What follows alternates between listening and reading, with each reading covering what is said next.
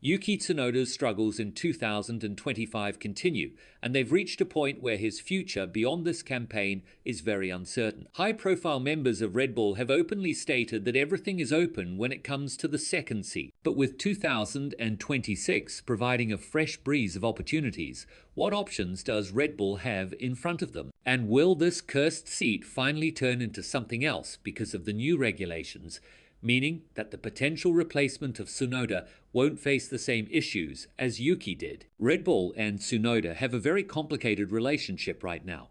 The rapid deterioration of the team's internal politics has been translated into the team's development of the car. Tsunoda was brought in as a replacement for Lawson for just 2 races in 2025, but it seems like he failed to live up to the expectations. A combination of poor adjustment and just being at the wrong place at the wrong time is now bringing us to a very interesting topic.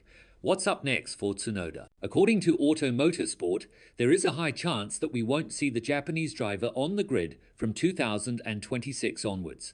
The replacement would be in the name of Isaac Hadjar, and unlike some of the other demotions that we've seen from Red Bull, Yuki won't return to the junior team. Arvid Lindblad is a name that would debut with the Faenza-based squad if Hadjar replaces Yuki, and that means one thing only: Yuki will be out of Red Bull's family. Now, we've seen that when you carry a certain portion of talent and dedication like Albon and Gasly, you'll find your own home in no time. But can we say the same for Yuki? Gasly won a race for AlphaTauri back in 2020 and carried them in the midfield, constantly proving to Red Bull that they needed to give him a second chance.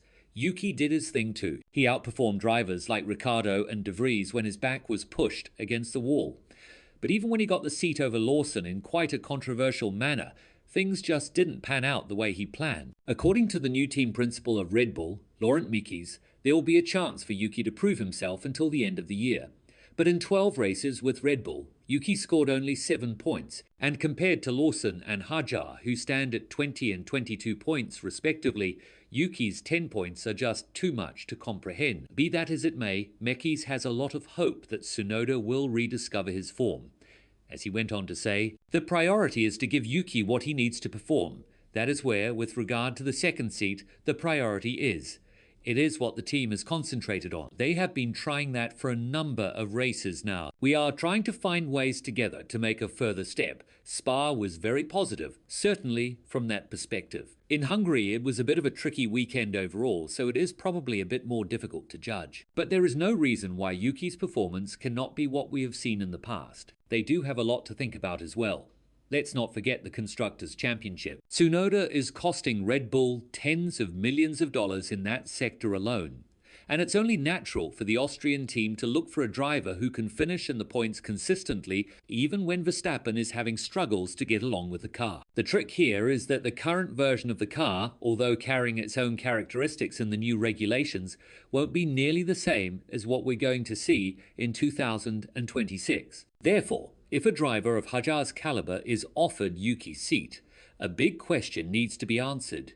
Is it actually going to be a demotion, as we have preferred to call it so far, or will the new regulations reset the Austrian squad and give Yuki's successor a more leveled field to play on? Everything can happen in that regard, but the general belief remains the same. Red Bull is expected to struggle with their engine program because of its novelty, and that itself should be enough of a factor to put them in a very poor position to fight up there with the top dogs. So 2 drivers who can finish high in the points will be the priority for the Austrian squad, and that's where the names of Hadjar and Lawson come into question. But the Frenchman, who is currently the best placed Red Bull affiliated driver, not named Max Verstappen, in 2025, said that there are certain worries that the potential promotion to Red Bull carries with itself. Elaborating on the opportunity to replace Tsunoda, Hadjar went on to say, The only difference is that they are at the bottom of the table, and Colapinto's crashes have been quite costly. Reports coming from sources close to the team state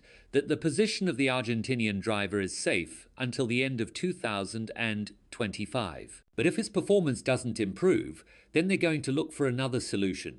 And Yuki might fit well in their program. He would be a disgruntled driver from Red Bull, similar to how Gasly was back at the time, willing to prove that he has what it takes to be a stellar choice for a team like Alpine. Cadillac is also in the mix. Even though they've stated that an approach of a veteran and youngster is their go-to card, things have changed a bit in the past couple of days. There seems to be a scenario in which both Perez and Bottas would drive for the American team, as they've likely switched their attention to the old but reliable philosophy. That would leave Yuki in no man's land. And it's quite a realistic scenario that we won't see him in phone in 2026. All of this goes to show how brutal Red Bull's environment is. And if the car's upgrades continue to fail the way they have until now, then I don't think Yuki would be able to find common ground with the challenger. Everything points towards a huge shake-up in Red Bull's family.